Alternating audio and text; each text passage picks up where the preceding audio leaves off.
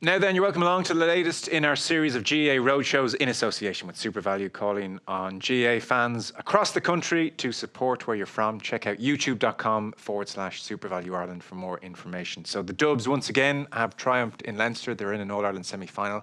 And to chat all things Dublin, we have with us Peter Caffrey and Jason Sherlock. Lads, you're both very welcome. Great to have you with us. How you doing? All good. Thanks, Joe. Yeah. Thanks, Kieran. Good to see you. Good to have you, lads. Yeah. How are you, boys? We're good. It's great to have the sport back, obviously, and the GA back over the last couple of weeks. Jason, you stepped away as of this year. Has it been, well, it was going to be strange anyway, especially strange this year. Hard to know what do you do with all that free time suddenly? Yeah. Well, I've been involved for the last 5 years, so it preoccupies a lot of time. So obviously it was always going to be a challenge this year not being around, and certainly it's been a strange year because we haven't had as much football as we normally would during the summer period. So it's only in the last few weeks with the championship back going that you miss particularly on match day, the rituals and the routines that you would have with the guys, and obviously then going to watch them perform. You certainly miss that. So it's been strange, but at the same time I think both hurling and football championships have been so good for the last number of weeks. There's been some great games, and it's certainly shortened the winter months. What's the best thing, Jason, about the morning of a match? I think the preparation is done, and then it's over to the players. And even in Pillar's time, it was handing over to the players, and that was certainly the case with the setup we had. And just to see how guys perform, there's pressure. Pressure comes in different ways. Pressure to perform individually, and then as a team, whether it's in Croke Park or it's down in Portlaoise or whatever. So it was always interesting to see how the guys would perform in that situation, because you can't prepare for that. You don't know what an opposition is going to throw on any given day. So that was always the fun part, and normally that was when you got the rewards of the preparation that went in. So that's probably the part that you miss most on match days. Pillar, you had this very strange experience, obviously in 11, have been there in uniform with the lads and getting photos, and you hadn't been out of it that long. How many years before you stopped missing it in match day, and match day stopped being a kind of, I'd be doing this now and I'd be doing that now and I'd love to be back in there? Maybe it never leaves you. Yeah, it probably never leaves you, Joe, would be the correct. I went back and got straight involved with my own club, Nafina, and I eventually went in and took them back at senior level for the second time. So you're always, looking to fill the void, but nothing equates to managing your county. I had the pleasure of working with Tommy Lyons for 3 years, and then 4 myself, surrounded by great people. And no, it was great fun, and it's as J.O. says, it just becomes part of you, and every waking moment is thinking and trying how can you improve things. And there was no All-Irelands won back in my day, but we were building little stepping stones along the way, and we started that domination in Leinster back then, and but things were a lot different back then. Jason, would you have been open to staying on this year, or were you happy to walk away? I think before Jim announced that he was gone, when he announced it and after he announced it, I think from my perspective, my care was with the players, and ultimately we were there to serve the players, and that was my focus for the last 5 years. And all through that process, that was where my thoughts were. And I think we made, when we were involved, we made our decisions based on our care for the players. Obviously then things happen in terms of it when Jim announced it. Obviously other people then decide what's going to happen. So as I said, I was very comfortable in terms of where I stood on it, and my care was for the players, and that's how I feel. And I've no doubt that Desi and his team are doing something similar. So 5 years, it's great, and we were very lucky. We had some great experiences, but there is time that it takes, and it's good to kind of step away to give you a bit of perspective as well and get into other things. I was able to hit a few golf balls as well during the year when we could. So it was nice to get a bit of time back, and obviously it's seen the players continue to perform. That's nice as well, because they seem to be in a good place. How does that work, J.O.? Was it did Jim talk to you beforehand as a management team that he was stepping away, or was it a case of an announcement and then you decide you don't really have a decision then after that, is it? Or how does that whole balance work? Well, ultimately, Jim, I suppose he had to make the call. He was the banished door, but Yeah. I suppose myself and Declan Darcy, probably the two of those guys, obviously they went to war together from the start, and I was lucky enough that I suppose Jim would have consulted us in terms of what he was thinking and what we needed to do. And ultimately, it started with how could we be better for 2020 and then into the future. And I think once Jim had clarity in terms of what that looked like, I think from his point of view, the decision kind of it made sense to him. So as I said, and I know that from Declan's perspective, Jim's perspective, we all we cared about was serving those players, and that was our priority through that whole process. And what do you suspect was his thinking? I mean, tired, what more can I achieve, or demands outside of GA, family and everything else? Did it come as a big surprise to you when he made that decision?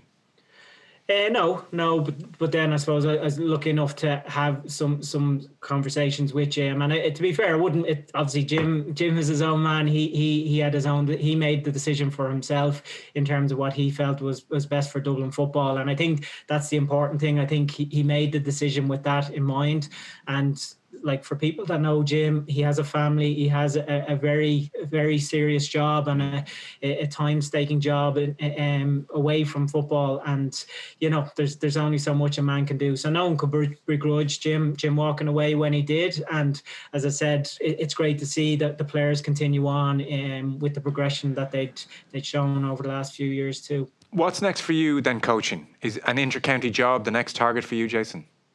No, not necessarily. I think from my perspective, once I wasn't going to be involved, it was important that I got a new perspective and look back and reflect on things. And again, I know we were successful on the pitch, but there's so many learnings there in terms of our performances that we could have done things a bit better. In terms of me as a coach, it was my first kind of gig as a coach with a senior team. So the learnings that I took from there and things that I'd like to think I added, but there were a lot of things that I could have done a lot better. So it's just reflecting on that.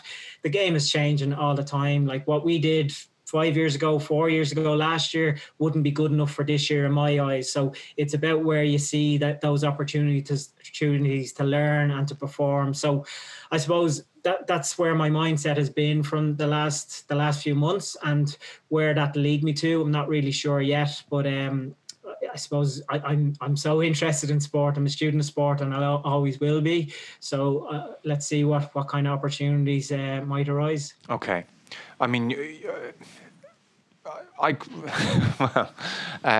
so clearly you love your sport. I can't see you not being involved in coaching at some level. So be that Dublin Club Championship scene, inter-county job, or down the line, Dublin. So you're St. Vincent's basketball basketball, might be a job there. Joey Boylan has stepped away last year. Joey back. You must have an inter-county itch you want to scratch, though, no?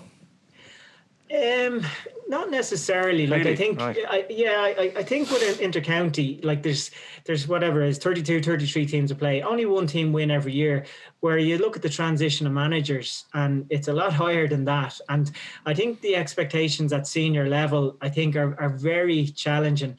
And then I suppose if there's only one Dublin job, and if you're looking to other counties, then how can you motivate those players if you don't have that connection or the bond that the players might have, and if someone from that county might have? So I suppose there are other dynamics or layers that you would probably have to be comfortable with to do it. I'm not saying it can't be done. Obviously, there's some great examples, but at the same time, coaching, like in sport, is a lot wider than senior inter-county. Even Gaelic football is a lot wider than senior. So who knows where I might find myself, but I'll always have an interest in it.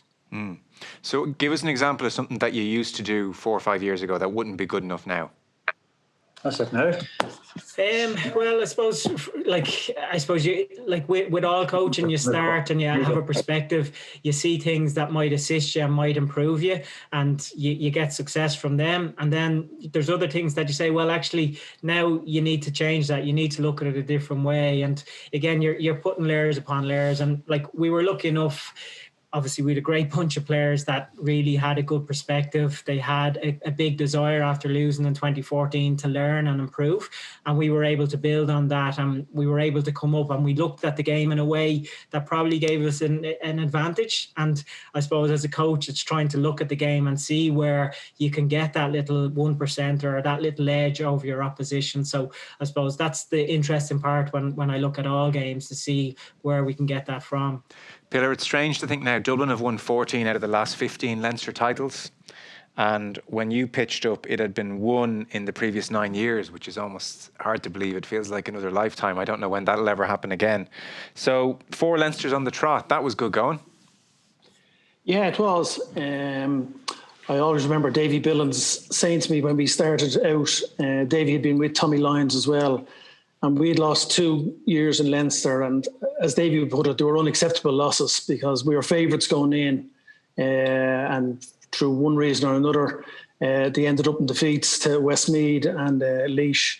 And things were changing. But when I took over and I sat down and I brought Davy on board with me, as well as Paul Clark and Brian Talty, and we said, look, let's not talk about winning All Irelands. Let's talk about dominating Leinster. Because until we do that year in, year out, we don't have a platform to go on just with one strike and thinking that we're good enough to win an All Ireland.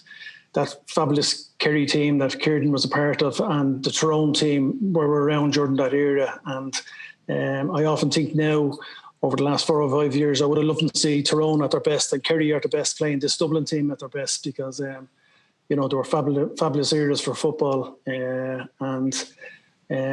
So, getting back to Leinster, we did very much take, let's dominate Leinster, let's try. And it was a struggle. Our first Leinster final, we just barely got over the line, 14 points to 13 against a Laois team.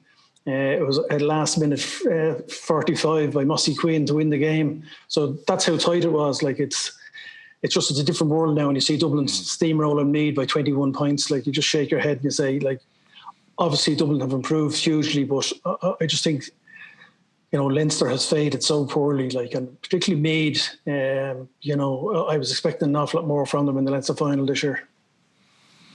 Yeah.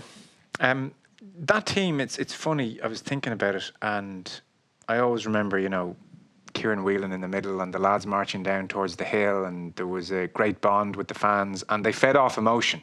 It felt like at times, and it's a different era. It's an era of buckets of pasta and lots of Lucasade Sport and motivational speeches and big weights, those mid-2000s.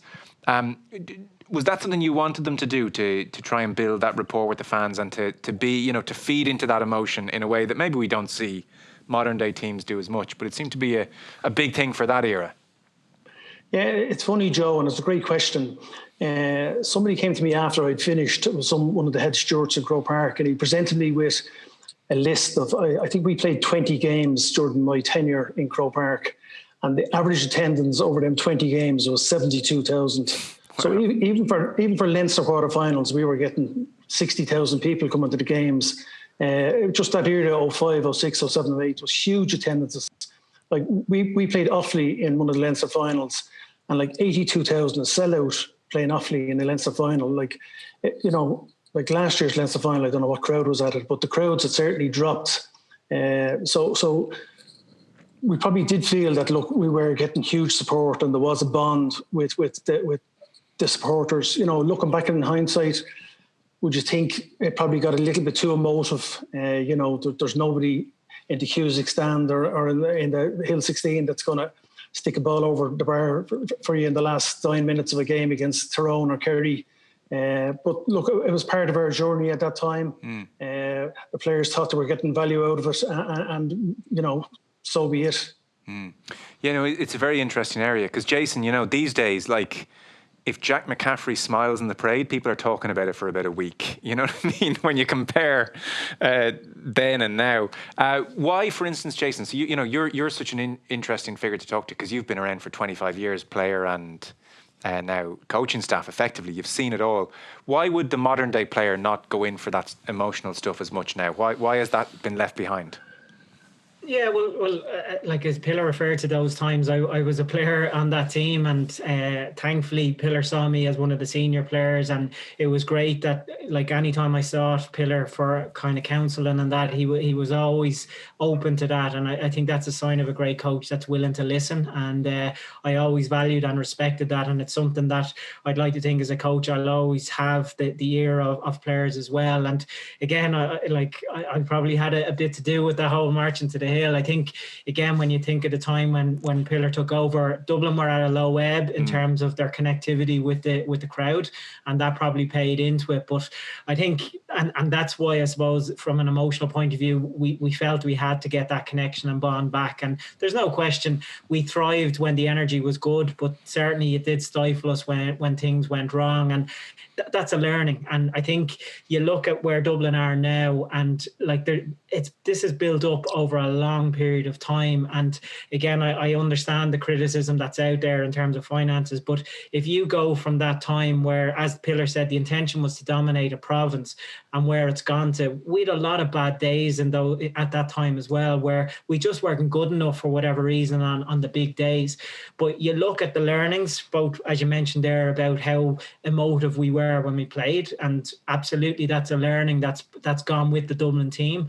But also if you look at the players that were involved in Pillar's era that went on to coach and to volunteer for Dublin GA, and to bring 13, 14, 15-year-olds that are now on the Dublin senior football panel, like that's a testament to that era and that team, that they were willing to throw their lot in as coaches. And to name a few, you had Collie Moran, you had Stephen O'Shaughnessy, you had Coleman Goggins, you had Wheelo, Desi was there when Pillar was there. Like there's a lot of guys, Paul Casey, that gave back after they were finished. So as much as we can't put our finger on what exactly is the secret to Dublin's success at the moment, I believe that has a big bearing and a big foundation in the current success. Just a bit unlucky, really, Pillar and J.O. during that era, really, because you were a really good side, as you rightly said. The crowds, obviously, as Joe said, one out of 9 years winning. Next thing you start getting to Leinster finals, the crowds start buying in a bit. And now the crowds are spoiled rotten, and that just happens in every sport and every code. I remember going into school in 2007 with the Sam Maguire, and they were like, "Oh no, we had it last year. We got the photos last year." And I was like, "Okay, yeah," and just back into the car and half out the door. They'd take it tomorrow if I knocked in the same school. But like that team. If you look at 05 beaten by Tyrone, won the All-Ireland, 06 beaten by Mayo, that was the only one that the team didn't go on and win the All-Ireland. 07 Kerry went on and won Tyrone. And even past Pillar, when Pat came in, there was still the disappointment of the start. Lear Wiggs 09, then the collapse against Cork. So there was loads of mitigating factors, but a lot of it is that team that got over the line in 2011. They learned how to get over the line, and they just got a bit more confidence in those tight games to see themselves through. Do you think that early part was that a failing of the team, that not being able to get over the line? Was it a pressure thing? Was it an expectation thing? Or was it just a bit of bad luck at certain times in big games? I remember, Kieran, being at the 06 final. I was working at it in uniform, and we'd obviously that year lost out to Mayo. Was that Mayo year? Yeah. So, huge disappointment, because we felt that day we played very good football, and, we put ourselves in a great position to win that game and didn't see it out. And but I remember being on duty at the back of the Cusick, looking down at the pitch, and 10 minutes into the game, Kerry had scored 3 goals and it was game over. And I said, would we have been ready for that? I don't know. The following year, we were ready for Kerry in an All-Ireland semi-final. And, I always say perfect preparation doesn't mean perfect performance, but we were very, very close to Kerry that day. And again, when they look back at the teams and you try and match them out, like that was a fantastic Kerry team individually and collectively. I don't think we matched up player-wise to that Kerry team. I'd say every day we went out, we were probably 5 or 6 points a poorer team before a ball was thrown in, talent-wise. So, like, to beat somebody like that when you're a big underdog like that, you really need things to go for you. You need to play above yourself. You need the opposition having an off day or catching them late. And them things didn't happen over them few years. So we had tough defeats. And And there was none tougher than the 08 one because, again, we bet Wexford in that Leinster final in 08 by 23 points, played unbelievable football. Paul Flynn had started his career. Dermot Connolly was a year into his career. We really felt we had building blocks that were made to land us in All Ireland that year. And, after such a brilliant performance in the Leinster final, to get caught on a flat performance against Tyrone coming through the back door was very, very disappointing for that group. And at that stage, I just felt, look, rather than waiting for the county board to give me the curly finger, I had 4 attempts myself. I said I'd make room for the next man to come in and leave it a clean sheet and not leave everybody hanging around.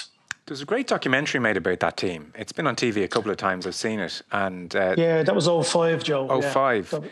Yeah, it was our first year. Very likeable bunch, like incredibly driven, really wanted to do well, really in it together, and seemed to train as hard as they could train and gave it a good old lash. Like, Jason, I'm wondering, in terms of preparation, my memory of that documentary is like there's definitely a bunch of moments where there's big speeches before training and there's, before matches and again, probably back into the emotion bit a little bit. Give us an insight in so much as you're comfortable doing now, because I know you've got obviously a loyalty to the current bunch. But like it doesn't seem like those kind of big Braveheart speeches are being made as much in the modern day dressing room, or are they? It feels more process driven now than it was then. Yeah, I think, and again, it's subjective, and I suppose the more knowledge with sports science, the more in-depth analysis we have now and stuff like that. The game has changed, and how we look at it, the game has changed. Absolutely, that is a given. Back then, we were a good group. We were a hard-working group, and we had the crack. We enjoyed ourselves as well, and that was part of the bond that we had, that we did enjoy the good days. But I think a couple of things that spring to mind. I remember one of the players a few years ago, and I'm sure Kieran you had some sort of notebook or whatever, and back in Pillar's time, the Blue Book came public, and of course we were castigated because we hadn't won anything. But one of the senior players that was involved in both times, he said, I actually had a look at our notebook now and I came across our Blue Book. And he said, you know what, there's very little in the difference between what's in that and what was in the Blue Book. I would agree, we were probably a bit more emotive, we were a bit more siege mentality, but that's probably where we were as a county, as a force back then, that we were the underdog. And definitely as a player, and I suppose I cringe looking at some of those games, that the defeats that we had, because again, personally and as a team, some of our decision making, some of our execution it baffles me in a lot of ways. And I suppose, again, that's the learning that Dublin have developed both individually and as a team over the last few years, that has put them at the stage where observers would feel that they're not enjoying it, or they're not emotional.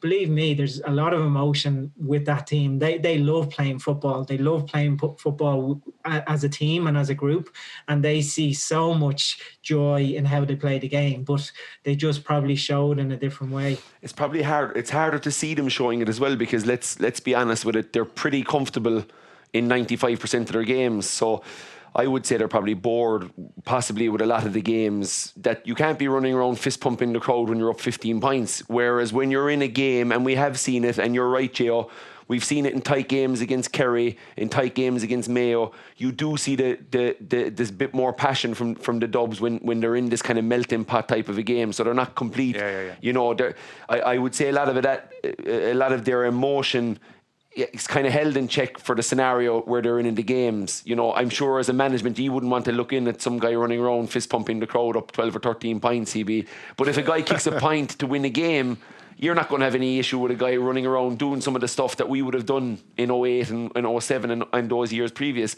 But to touch back in with something you said on those times, looking back at the games, and I did a bit of looking back on games, and I wouldn't really done a lot of looking back, but looking back on some of the games on air over the winter, they showed the 2009 final between Kerry and Cork.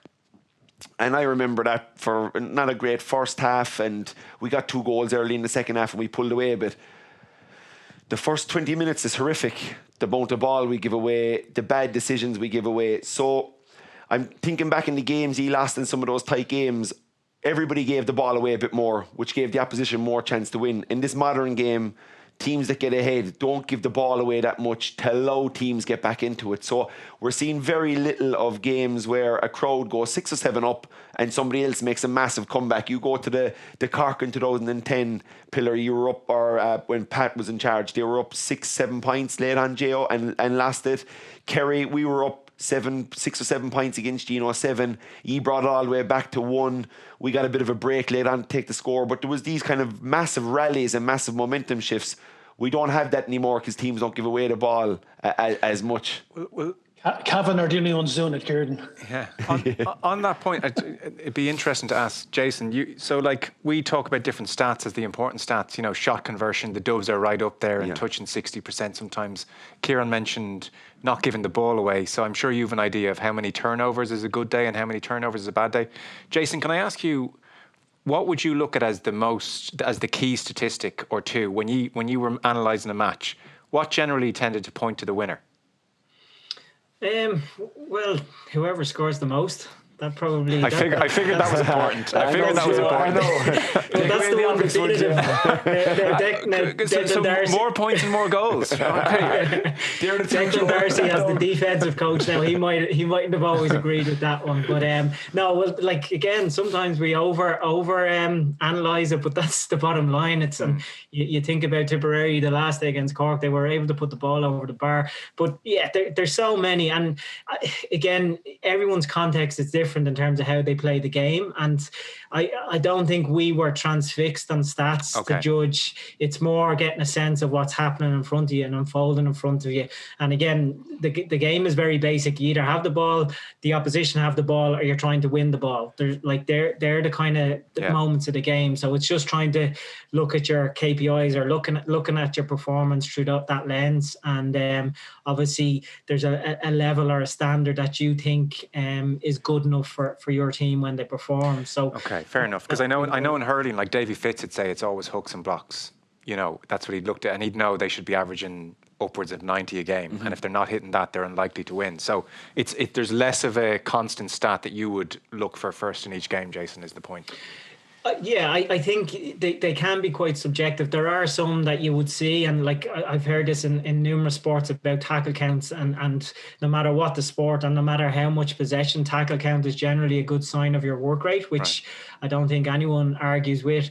Obviously, possession is a good one, and then whatever your shot return ratio is, they're good ones as well. But again, I don't think any of our management team or the players would have been hung up on stats. It was about the next ball and what's the best use of the next ball. How do we win the next ball back? How do we compete for the next ball? And then how do we get a good shot off with our next ball?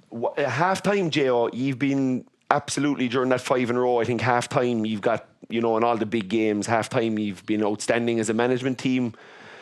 Talk us through the half time, because I know there's only so much. I know from basketball, there's only so much stuff you can get across to a team at half time. But there's been the game, we were 5 up in 16, you came out, it was back level within 10 or 15 minutes. You did tight game last year against Mayo, you came out after half time, you were 8 up after 5 minutes. What is the focus points or coaching stuff that you're doing at half time to try and get to right the wrongs, obviously, but how many points are you trying to get across to them? Are you trying to keep it to 3? Are you going with 5? What way do you do half time inside there? Yeah, I don't think it was very prescriptive. I think, again, the manager has a big bearing on what the approach is. And you guys know Jim in terms of his process and his manner and how methodical he is. And again, no matter whether we're 5 up or 5 down, that would be consistent in terms of his approach. It would have been player-led, and it would have been giving the opportunity of players to recover and to reflect on the first half, and just to see them, was there a couple of tactical things that we needed to reinforce or potentially look at, and obviously if you picked up an injury or whatever. So again, nothing. I think our stats and video used a lot. I was going down the back of O'Moore stand with Sky, and there was 5 Dublin guys with hoods and scarves looking out into the car park on laptops. Are they reporting stuff that is used at half time to tweak stuff, or is that for the after game analysis? again, nowadays, the more information, like it's great. Players want information all the time. I'm sure you were the same when you were playing. So again, it's great to see that desire and want for information. So I suppose a challenge for our management team is to provide that information. What the players do with it, particularly at halftime, I don't know. Like the reality, a lot of the time at halftime, players were allowed have time themselves. You know. So, but yeah, I think information is good, particularly defensively, if a team are getting a run on you, maybe offensively, what's working for you. So all of those things might have a big impact in the second half. Pillar, it was interesting. Jason mentioned the blue book there, and that was something, and it just shows it of its time, that was very easy for others to deride and go like, what is this mumbo jumbo nonsense? And it's interesting that actually it's aged pretty well, and you were in some respects ahead of your time. Could you give us a sense of what was in it? Here's some stuff I checked, because it all leaks out, unfortunately. I know one of the rules was don't talk about the bloody blue book, but human nature being what it is. So like, for instance, I think every page had Dublin All-Ireland champions 2008 at the top, and again, write down your goals. That makes sense to me. Or different bits of advice, whether it be on the field, off the field, stuff like ignore the media, publicity's like poison. It only kills you if you swallow it. Some of the, some messages that you wanted to get across to the group. Were they meant to journal in it as well? I don't know. You might give us a sense of what it was, and were some of the dressing room open to it? Others a bit like, what is this new age nonsense? Yeah, look, like all dressing rooms, this was player-led. There was subgroups that were coming up, taking responsibility for quotes. It was your standard diary, and we just got it customised to what we wanted. We put in it, on every page was Dublin 2008 All-Ireland champions, because that's what we wanted players to see themselves as. It wasn't a September thing. That was an all-year-round thing. It was very much players were to fill it in, on a daily basis. Training days became very important. What was the quote for that week? And it was, meant to match up to what game was coming up.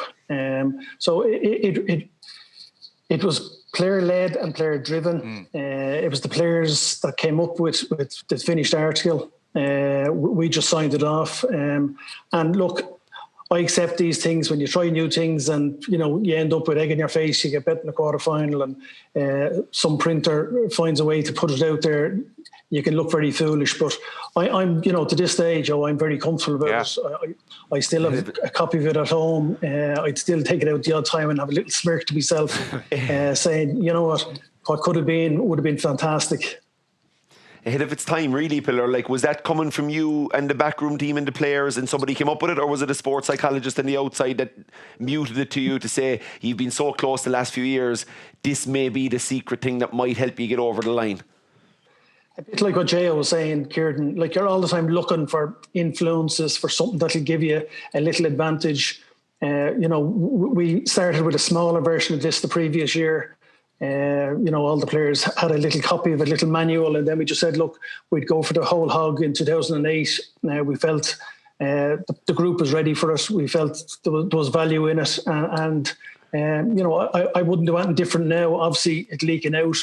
You can look stupid at the end of an All-Ireland quarter-final defeat, but hey, that's the way it goes. You roll the dice and take your chances. I had Bernard on with me, and we spoke a lot about the mental prep side, Jo, of this current regime.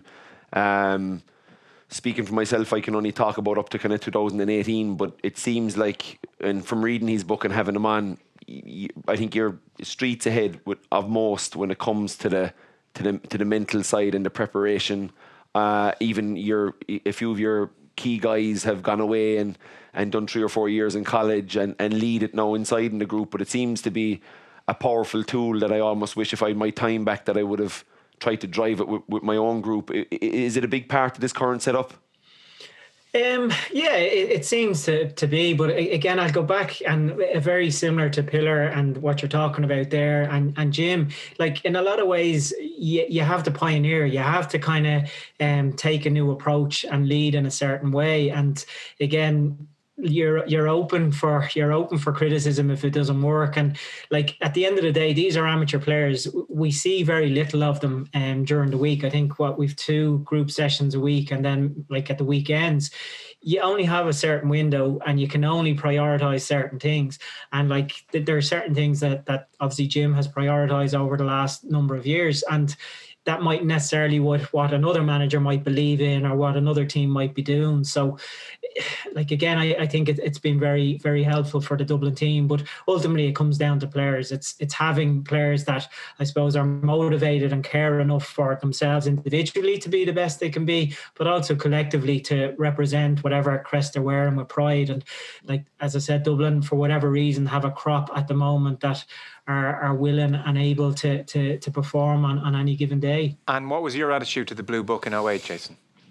Yeah, well, my recollection, it would have stemmed, and again, you always look to the winners for winners write the history, and I think in Clive Woodward's autobiography, he mentioned the black book that the English rugby team had, and I think we might have watched the documentary on a training camp in Tenerife, Pillar, one of the good old days, the training camps. But yeah, I remember a couple of us getting in trouble for breaking a drinks ban one of the nights. So I won't mention. I think we were known as the Tenerife Six for a while. But yeah, like, so that's where it came from. And you were looking to winners, and you're saying, well, if it works for them, you kind of, why not? But again, the learning from that is it has to fit your own context. It has to fit. You can't be like a Tyrone or like a Kerry. You have to be the best version of you as a team. And I think that was one of the learnings that I would have taken from that period. So would you have used it and journaled in it and found it useful? Yeah, absolutely. Right. I would have, and I think Alan might have mentioned that, like, that I would have challenged him on numerous occasions, and like that's the other point I think about that time, and like in terms of a stepping stone and a foundation. When you look and Pillar mentioned about Dermot Connolly was in his first and second year. You look at the performances he went on to have, and particularly that day against Tyrone and the wet night in Croke Park. Like, could he have done that as a rookie or a second year? Like, is there anything else we could have done to make him perform like that? The reality is there probably wasn't, because he had to experience that. He had to get his own motivation and desire to improve and to perform at the level he did. So that's just timing. You know, we did what we could, what we felt was the best we could at the time. And ultimately, we weren't good enough, and the opposition we came up against were just that bit better. And what do you mean you challenged Alan? Was he like the kid doing his homework in the morning of school kind of thing, was it? Well, Alan, like all these talented fellas, like Alan obviously he's a great guy, and I'd be still very friendly with him. But Alan was the type of guy that would go out and play at 8, 9, 10 out of 10 every time. And I suppose me as a senior player, as an Narky senior player, and obviously being influenced by some of the other senior Narky players that I would have played with, I wanted to challenge him. And I kind of challenged him in terms of, instead of you focusing on you being 8 out of 10, how can you make the rest of us play at 8 out of 10 every match? And I remember one day I showed him my black book, and I had put it this way, I put a lot more inputs into mine than he had, my blue book, than he had. So that kind of gave him a bit of a shock to the system. Before we let you go, just a quick final point. We don't have time to get into the whys of Dublin's dominance. I mean, depending on a different person's perspective. I mean, I'm sure the Dubs quite rightly look at all the volunteerism which has gone on, and the hard work and the dark days that have led to the dominance they now have. And outside the county, there's lots of talk of the money involved. So let's park the why for a moment, and let's just talk about the reality. Like 14 out of the last 15 Leinsters. If Dublin win the All-Ireland this year, it's 8 of the last 10. Like, Pillar, even you must be able to park your blue heart for a second and maybe acknowledge this isn't good for the game.